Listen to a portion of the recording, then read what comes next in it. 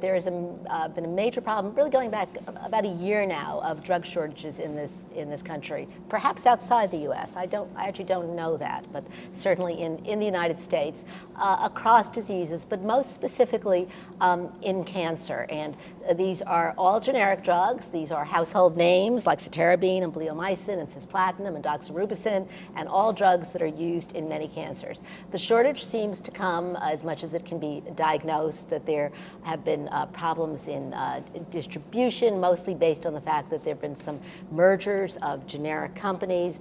And then back to our favorite topic, that there is not a whole lot of financial incentive to produce these drugs.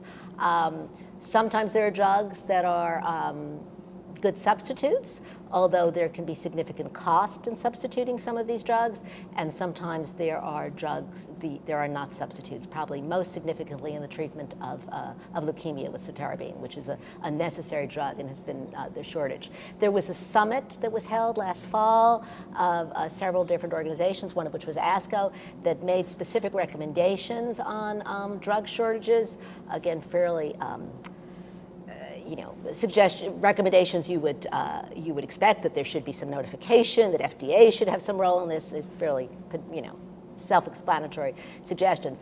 But I think we had talked about this, Selma, because this is something that patient advocacy organizations can play a role in trying to mobilize their constituencies in terms of the regulators as well as the generic drug makers, of trying to, that's where you do get strength in numbers, where if people say this is really unacceptable of what you can do. So again, I would ask the question, have many of you heard about this? Do you respond to this? Have you developed any specific kind of plans to address the drug shortages in your specific areas?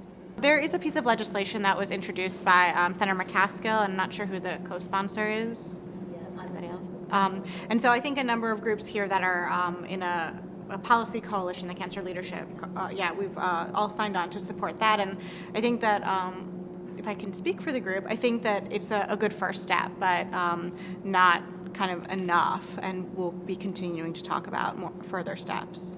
And I think kind of scary, because again, as you see more and more use of generic drugs and drugs that now are not generic, as they move into the generic area, is this going to be something that's more common, again, because of this disincentive to produce these drugs at lower cost? So I'm familiar with what the Cancer Leadership Council has done, and I just wondered whether or not this is something that you hear from do people call your organizations about this? Is this that has affected anybody directly that you're aware of?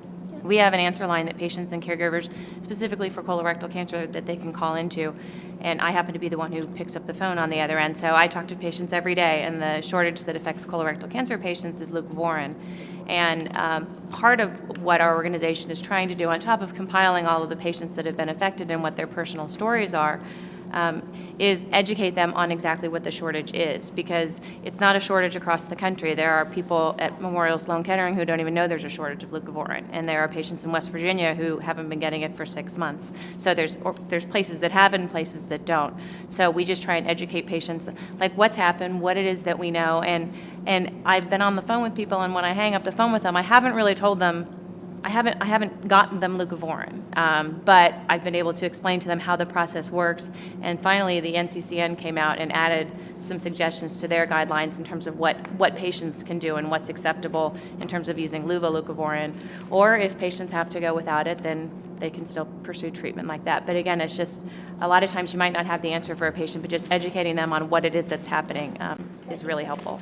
I'm a GI oncologist, and there's some really nice randomized trials showing the dose of leucovorin doesn't matter very much. We give too much of it, and therefore a recommendation you could make was, if there's not enough to go around, go for low dose leucovorin. Pharmacologically, it seems, and trials-wise, equivalent of the high dose stuff that we use. I wrote about this a few months ago. When I spoke to the generic drug manufacturers, they were sort of thinking about it, but they really weren't taking any action at that point. There was some finger pointing involved. Some was distribution, some was in the supply route, among other ways. But the major issue was the fact that these were drugs that there was no financial incentive to get on the market. Several years ago, I wrote about methotrexate shortage and the fact that that certain hospitals and cancer centers were stockpiling methotrexate. And even though there were workarounds for certain types of disorders and diseases other than cancer, that with certain subtypes of leukemia, pediatric leukemia patients, it just wasn't available. And this was something that worked, it was curative, it was cheap. And the question I think I raised at that point in time is, why are we looking for Me Too drugs and spending billions of dollars when there are drugs that are effective, that work, because there's no public health mandate out there to say we should be having these types of drugs they should be made available even though there's no financial incentive, because they work and they're effective. So it seems to me that there's so many advocacy organizations focusing on their own issues and their own disease types. And maybe coming back to something you said in the beginning, Dr. Kerr, although within our nation here, that there's a real opportunity to begin to look at where there are common themes, where we need and can come together and unite over common issues that impact all of our organizations. And I don't know how effective we've been if we're splintered with our own orgs and focusing on our own disease types. Perhaps we're really missing an opportunity to look at the threads that we can sew together to really make a difference. We are an influential and powerful voice. And perhaps this is something we can follow up as an initiative to this, is the themes, and we look at more and more the content coming out of these AIA sessions. And I maybe challenge everyone to think about unifying our voices, because we're strong enough to do so, and it doesn't have to be competitive. It could be completely collaborative and supporting each other amongst these common goals and issues. I would encourage you, since this is an ongoing initiative now, we're taking this on the road, we're doing more and more AIAs, not only in the US, but in Europe.